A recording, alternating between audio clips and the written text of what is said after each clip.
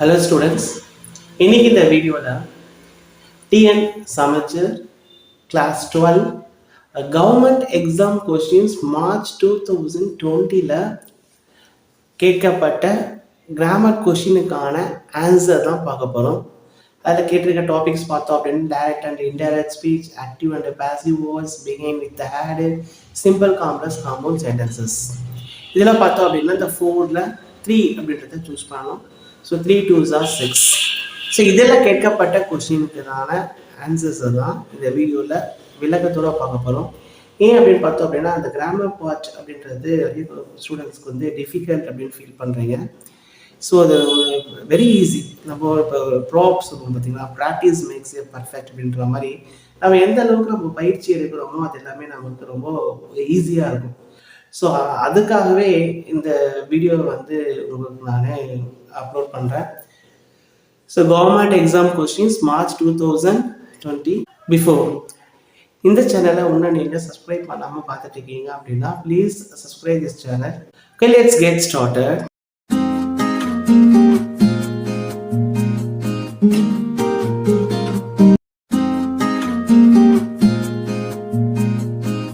So TN சமச்சேரில் standard 12 government exam questions March 2020 கேட்கப்பட்ட question தான் இப்போ பார்க்க போகிறோம்.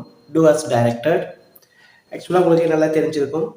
27 to 30 பார்த்தோம் அப்படின்னா 2 mark questions. 3 2s are 6. So 6 marksக்கான கொஸ்டின் கிராமர் பார்ட் கொஸ்டின்ஸ் தான் 27 to 30 கேட்குறாங்க. ஸோ அது மாதிரி மார்ச் 2020 கேட்ட கொஸ்டின்ஸ் தான் நம்ம இப்போ சால்வ் பண்ண போகிறோம். ஓகே, ஃபர்ஸ்ட் 27th கொஸ்டின் என்னவா இருக்கு? Change the direct speech into reported form.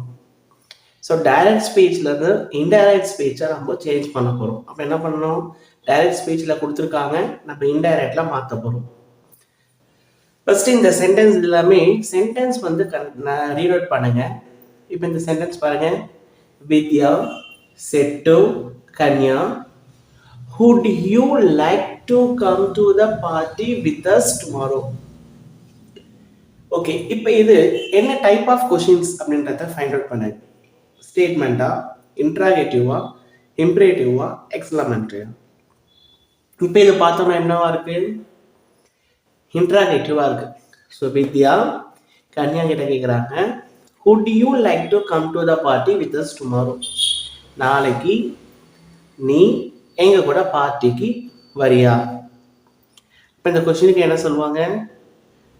S அப்படின்னா வரேன் அப்படின்னா எஸ் அப்படின்னு ரிப்ளை பண்ண போறாங்க. வரமாட்டேன் அப்படின்னா என்ன பண்ண போறாங்க? நோன்றதை ரிப்ளை பண்ண போறாங்க. அப்போ இதை ஃபைண்ட் அவுட் பண்ணிடலாமா?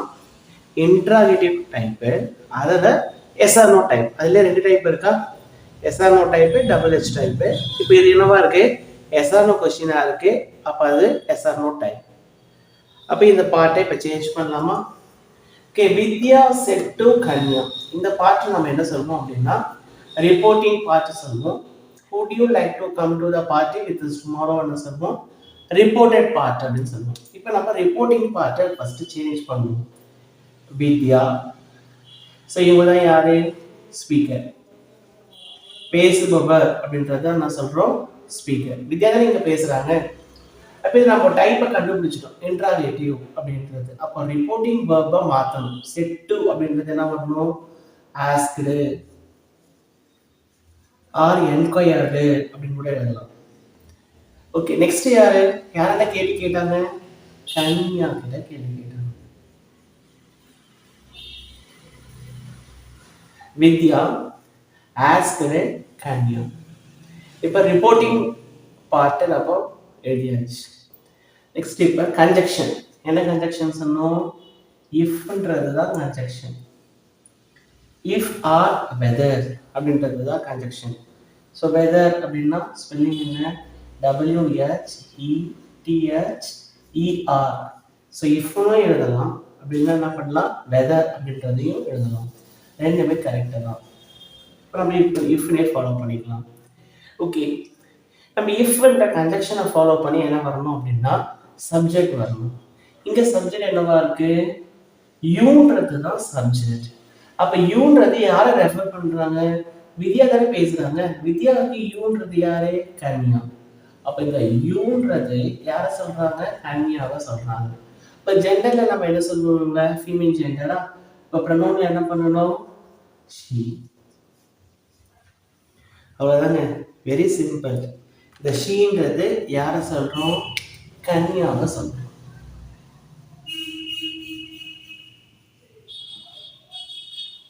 Very simple.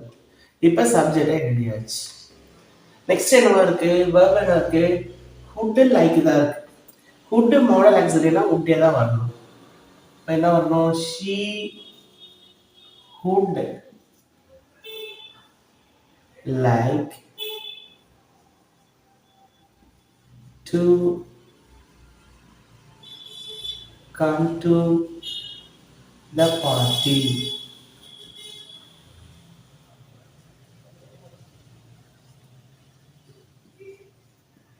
With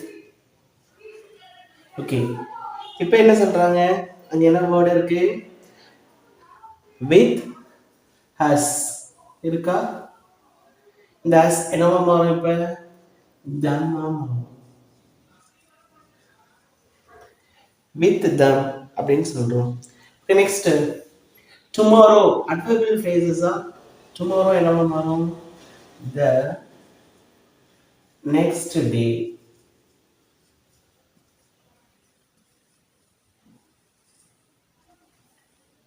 டைரக்ட்ல இருந்து இன்டைரக்டா எழுதும்போது நம்ம என்ன பண்ணணும்?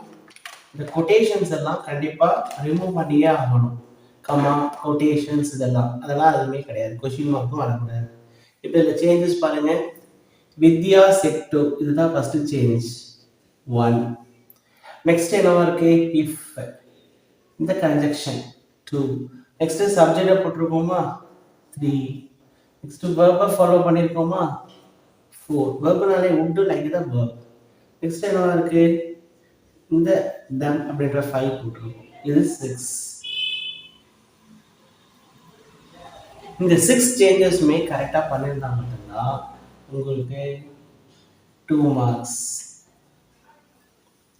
ஸோ அதனால கேர்ஃபுல்லா இந்த கிராமர் பார்ட் எல்லாமே சேஞ்சஸை கரெக்டாக பண்ணுங்க, ஒழுங்காக மார்க் பண்ணுங்க. அதுக்கப்புறமா இந்த சேஞ்சஸ் எல்லாம் நம்ம ரெக்டிஃபை பண்ணியிருக்கோமா அப்படின்றத கரெக்டாக வந்து அகைன் செக் பண்ணிக்கோங்க. Question number 28. Change into other voice. So வாய்ஸில் கொடுத்துருப்பாங்க, அந்த வாய்ஸ்லேருந்து அதர் வாய்ஸில் நம்ம சேஞ்ச் பண்ண போகிறோம். ஒன்று ஆக்டிவ்லேருந்து பேசிவாக இருக்கலாம், பேசிவ்லேருந்து ஆக்டிவாக இருக்கலாம். ஸோ நம்ம தான் கண்டுபிடிக்கணும் ஆக்டிவா பேசிவா என்ன வாய்ஸ் அப்படின்றது. இங்கே எக்ஸாம்பிள் இப்போ இங்கே இந்த சென்டென்ஸை பார்க்கலாம். I shall have completed my project next week அப்படின்னு கொடுத்துருக்காங்களா?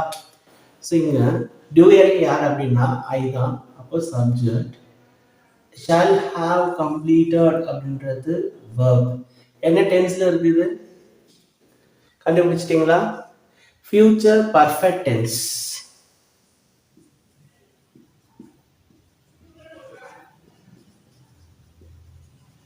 Future perfect tense. ஸோ இந்த ஃபார்ம்ல தான் இது இருக்கு, இந்த tense. Okay, next my project. My project அப்படின்றது என்னது? ஆப்ஜெக்ட். நெக்ஸ்ட் வீக் அப்படின்றது அட்வர்பியல் ஃப்ரேஸ். அப்ப இந்த பேட்டர்ன் என்னவா இருக்கு? SVO. அப்ப SVO னா என்ன வாய்ஸ் இது? Active voice. அப்ப பாசிவ் வாய்ஸ்னா எப்படி மாறும்? O V by S.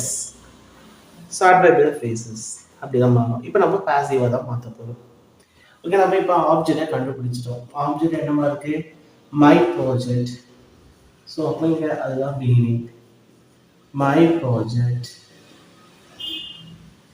My ப்ராஜெக்டை எழுதியாச்சு. ஓகே, நம்ம இதை ஃபியூச்சர் பர்ஃபெக்ட் டென்ஸ் சொல்லிட்டோம். இதுடைய பாசிவ் வாய்ஸோட வெர்ப் ஃபார்ம் எப்படி இருக்கும்? ஆக்சுவலாக ரூல் என்ன? will, are, shall plus have plus been plus V3 form. இதுதான் இதனுடைய ஸ்ட்ரக்சர் அப்படின்றத நம்ம பார்க்கணும். அப்போ இதை எப்படி செய்யுது? இதை சூஸ் பண்ணணும். ஐ அண்ட் பி வந்தால் மட்டும்தான் நம்ம ஷல்ல யூஸ் பண்ணணும். ஆனால் இங்கே மை ப்ராஜெக்ட் இருக்கு, அப்போ என்ன யூஸ் பண்ணணும்? Will. So my project will have been completed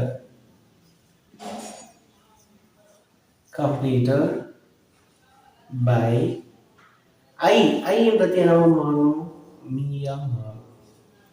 I அப்படின்றது மீ. நெக்ஸ்ட் என்ன இருக்கு? Next week.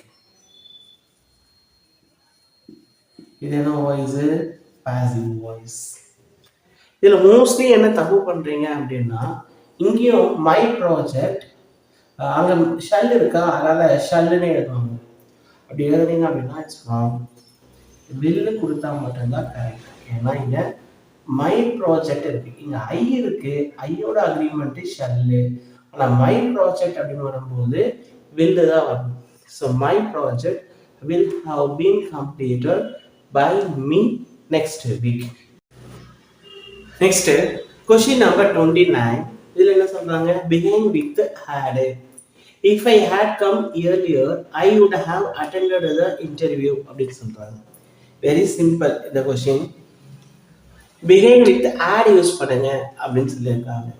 இப்போ இந்த பார்ட் பார்த்தோம் அப்படின்னா இந்த சென்டென்ஸை டூவா டிவைட் பண்ணலாம். இது என்ன சொல்லுவோம் அப்படின்னா if class. இந்த பார்ட்டை என்ன சொல்லுவோம் அப்படின்னா மெயின் கிளாஸ். மெயின் கிளாஸ்ல நம்ம எந்த சேஞ்சுமே பண்ண போறது கிடையாது. இஃப் கிளாஸ்ல மட்டும்தான் ஸ்லைட்லி ஒரு சேஞ்ச் அப்படின்றத பண்ண போறோம். அது என்ன அப்படின்றத இப்போ பார்க்கலாம். இப்போ பிகின் வித் ஆடா, அப்போ இங்க என்ன இருக்கு? had come அப்படின்னு இருக்கு.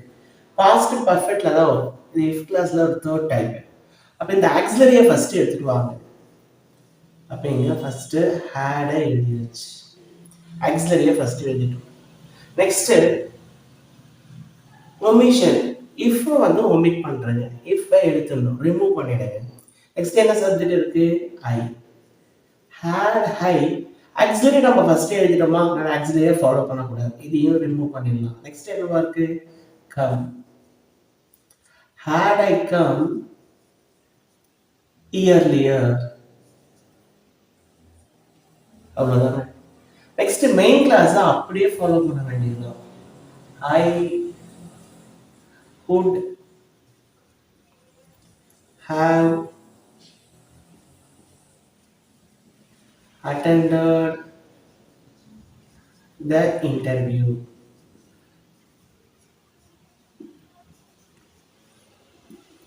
இவ்வளவுதாங்க ஆன்சரே இதுக்கு.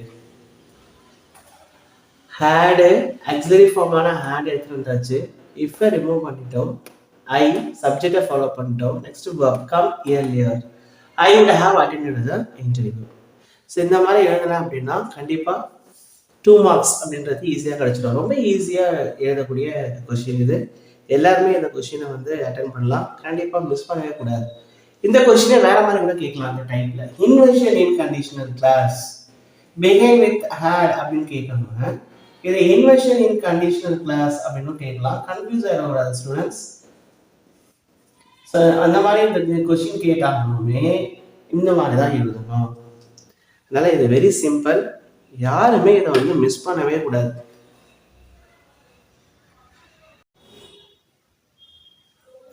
Okay, next 13th question.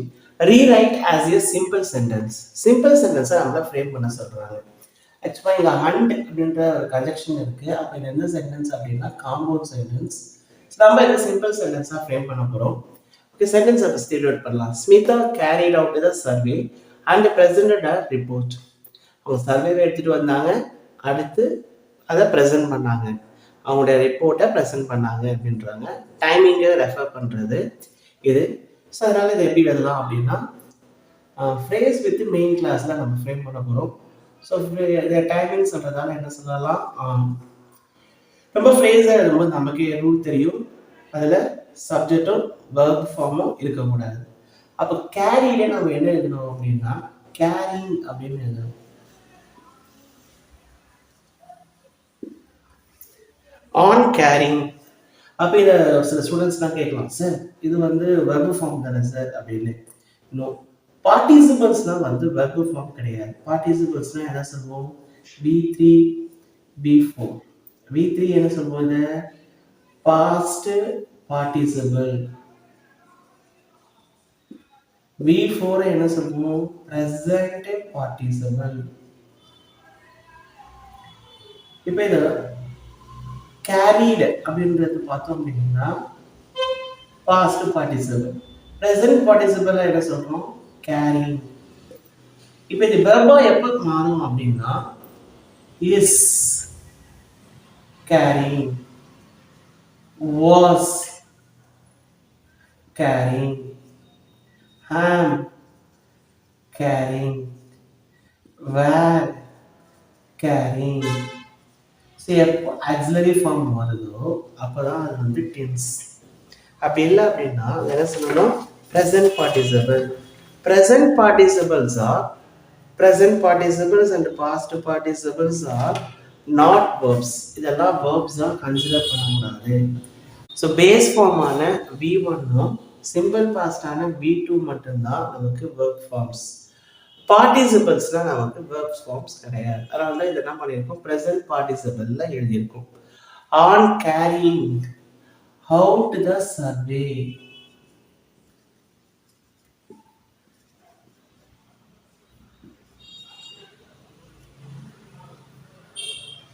Okay, next she presented her report அப்படின்றது தான். இங்கே சப்ஜெக்ட் இங்கே இருக்கிறதால இங்கே இல்லை.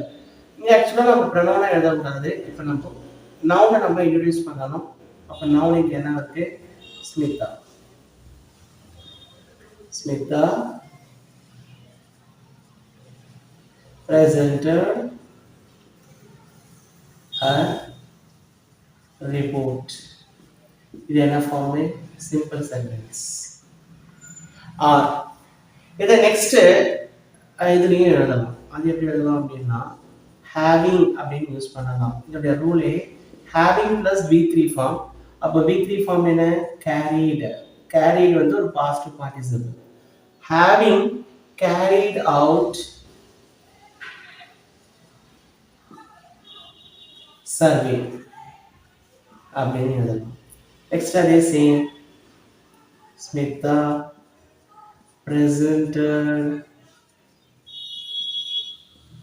her report. இதுவும் சிம்பிள் ஃபார்ம் தான். ரெண்டுமே டைமை ரெஃபர் பண்ணுறது தான். ஓகே, இப்போ கவர்மெண்ட் எக்ஸாம் கொஸ்டின்ஸ் மார்ச் 2020 கேட்கப்பட்ட 4 கொஸ்டின்ஸுமே நம்ம ஆன்சரை சால்வ் பண்ணி கொடுத்துருக்கேன். புரியுதா? ஸோ இந்த மாதிரி ஒவ்வொரு இயர்லேயும் பார்த்த கொஸ்டின்ஸும் ஒவ்வொரு வீடியோவாக உங்களுக்கு நான் அதை போஸ்ட் பண்ணிகிட்டே இருக்கேன். நீங்கள் அந்த வீடியோவை பாருங்கள். கண்டிப்பாக இதெல்லாம் உங்களுக்கு ஹெல்ப்ஃபுல்லாக இருக்கும். உங்களுக்கு இந்த வீடியோ பிடிச்சிருந்தது அப்படின்னா please hit a like button. இன்னும் நீங்கள் இந்த சேனலை சப்ஸ்கிரைப் பண்ணாமல் இருக்கீங்க அப்படின்னா ப்ளீஸ் சப்ஸ்கிரைப் திஸ் சேனல். உங்களுக்கு இந்த வீடியோ யூஸ்ஃபுல்லாக இருந்தது அப்படின்னா please share your friends. Okay, thank you for watching this video.